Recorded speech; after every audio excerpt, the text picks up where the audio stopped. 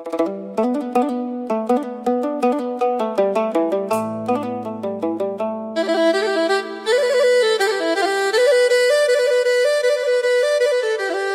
ំលេងចាប៉ី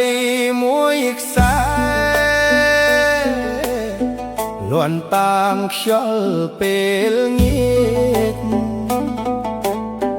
នាំបេះដូងខ្ញុំត្រឡប់ទៅស្រុកកំណើត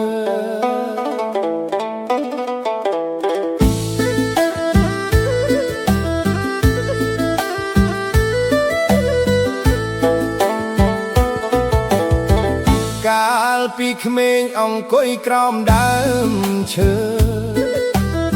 ស្ដាប់លោកតាច្រៀងបទបុរាណ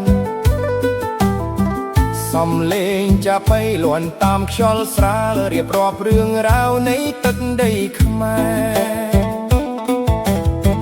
ទឹកស្ទឹងហូរកាត់វាលស្រែបៃតងសែងចង្ក្រានហុយឡើងពេលល្ងាចសូត្រខ្មែរបន្លឺឆ្លើយឆ្លងជាអនុស្សាវរីយ៍មិនដែលរសាត់ស្លឹកថ្នោតត្រេតាមខ្យល់រសៀលសូចាបៃលាន់កាត់ភាពស្ងប់ស្ងាត់គ្រប់សំនៀងមួយដោយរឿងនិទានដែលដូនតាបន្សល់ទុកឲ្យកូនចៅពេលវេលាផ្លាស់ទៅផ្លូវចាស់ខ្លះក៏លែងដូចមុន